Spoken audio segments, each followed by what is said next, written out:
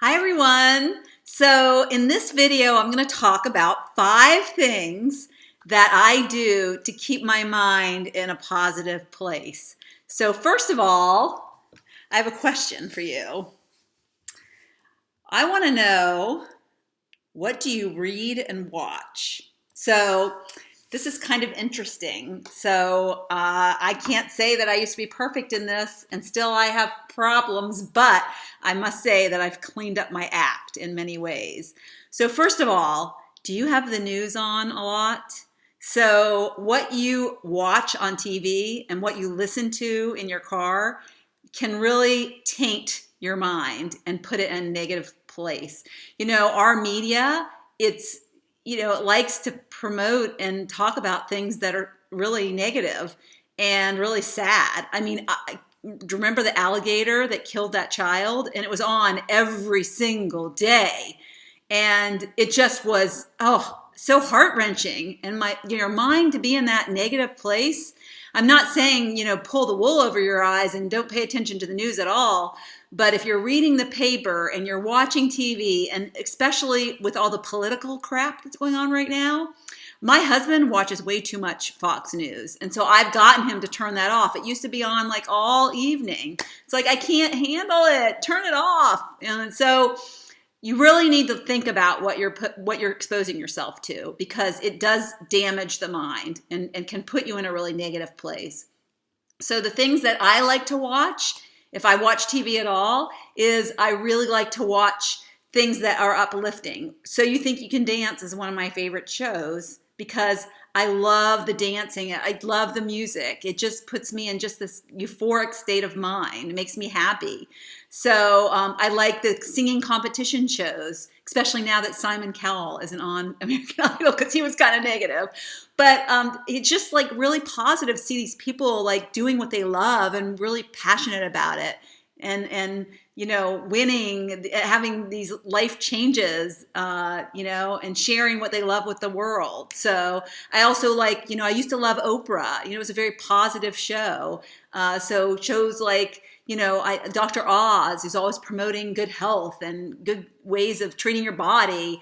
So think about that. And what are you reading? So I mentioned the newspaper. So I read a lot of self-help books. I try to put in my mind just good things about how I can better myself, how I can be a better person. So, focus, if you're reading nonfiction, focus on books that are uplifting and not like the end of the world books. So that's my number one, is really think about what you're reading and what you're watching. Number 2. All right, number 2 on my list. Okay, get yourself in a positive place. Ask yourself, who do you associate with? So this is kind of a tough one because you could have family members that are really negative.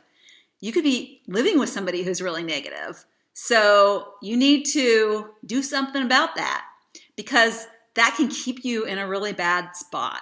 So you really need to examine and talk to these people in your life about, help them get out of that negative place as well. You could be a really powerful influence in their lives. If you're on Facebook and a lot of your friends are really negative, there's a really cool thing that you can do, is you can go to one of their posts and you can say, hide this person from my timeline. I really recommend you hide that person from your timeline. It's not unfriending them. They won't know. You just won't see their posts. And it's really fabulous because, why should we be seeing stuff we don't want to see? And that just brings us down. So really do kind of a cleansing, if you will, of people. Are you hanging out with people at work that are negative? Do you sit by the water cooler and just gossip? So you don't want to do that. You want to be uplifting. You want to be with people that are positive. You want to be people that are like talking about, great things in the world and making a difference in the world and random acts of kindness in the world. So you want to talk about things that are not negative and putting people down. So who are you associating with? And really start associating with better people. One of the things I've really done in my life in the last 2.5 years is I really look for people that are really uplifting and bring the best out in me and make me a better person. and people that are supportive and people that are really friendly and positive. I do not like negative people, and I do not want to be friends with them. Okay, number 3. Okay, this is a good one. So, do you practice gratitude and random acts of kindness? So, do you know that you should be writing down 3 things you're grateful for every single day? If you don't have a gratitude journal, go out and get one and put it by your bed. And before you go to bed at night, or first thing you do when you get up in the morning, is write down 3 things that you are grateful for. It puts your mind in a place of thinking about others and thinking about what's good in your life and not about your problems. And so it's a great way to wake up. It's a great way to go to bed. So do that once a day, and do that for the next 5 days. Okay. And then continue, of course. Random acts of kindness. So what have you done kind lately? So it can be as easy as sending a personal Facebook message to somebody that has been, positive, that you like. It could be writing a letter to somebody you haven't, those old-fashioned things. You used to have pen and paper and you used to put them in the mailbox. It could be just nice words that come out of your mouth, and a smile to a stranger in the grocery store, a compliment to somebody in the grocery store. Today, somebody was so sweet, they let me in the the Starbucks line. I wanted to get a cup of coffee at Starbucks, pouring down rain, and it was kind of like everybody's always competing to get ahead of everybody.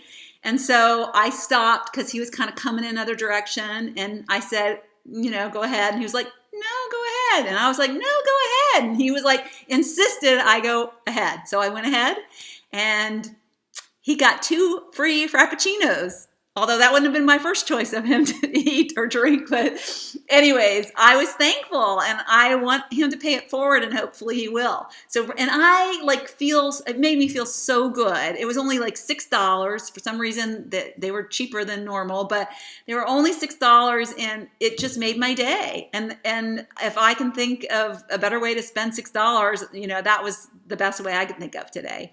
So practice gratitude and random acts of kindness. That's my 3rd thing. Number 4. Okay, here we go. Do you dwell on the past? Are you a past dweller? This is a tough one because, at my age, 57, we have a lot of things in our past. And so it's very easy to get caught up in things that we did wrong, mistakes that we made. And so there's nothing you can do about it. You have no control over the past. The only thing you have control over is the future and what's ahead of you.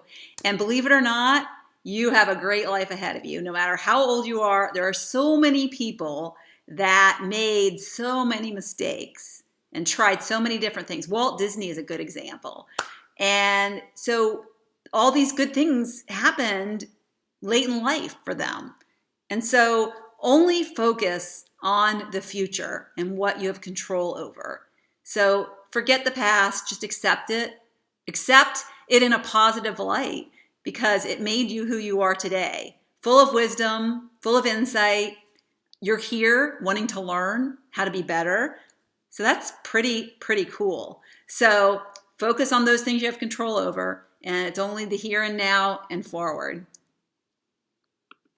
Hi there, number 5, and my last tip for your mindset and things that you can do to be in a positive mind space, positive affirmations. So positive affirmations are really powerful, and there's lots of things you can do with positive affirmations. You can get a app for your phone. There's a great little app, free Think Up, that I found.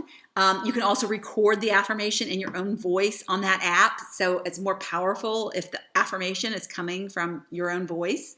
So there's a great website called louisehay.com. It's actually louisehay/affirmations. And so I will put the link in the comments, and so you can have that. But I do about 8, I write them down every day along with my goals. And so you can use the Louise Hay website has them on pretty pictures, and you can actually save them and share them on Facebook and brighten somebody else's day with them. And you can put them on your computer as a desktop picture or on your phone even. So every time you look at your phone, you see the favorite positive affirmation that you have, that you can find. And so some examples are, all is well in my world. That's a positive affirmation. I now free myself from destructive fears and doubts.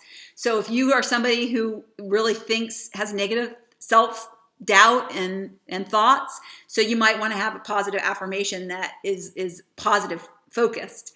I am a joyful breeze entering a room. Isn't that great? I just love that one.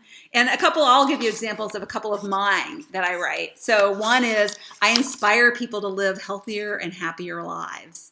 So that's really important for me. So I want that ingrained in my mind, that is my biggest goal every day, is to be a positive force in inspiring people to live healthier and happier.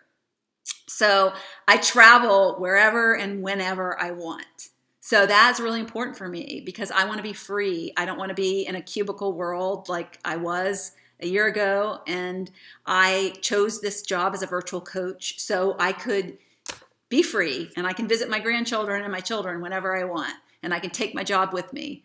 So I would say practice positive affirmations every day. At least start with 5. Find 5 positive affirmations that you just want to ingrain in your mind and write those down. So you're going to do 3 gratitudes, and you're going to do 5 affirmations. So for the next 5 days, implement those 2 things, and that'll be awesome. And so your assignment today is to think about something that, in terms of a mindset, you were negative, but you're going to switch it around to be positive. So give me a good example. I'd love to hear some stuff. All right?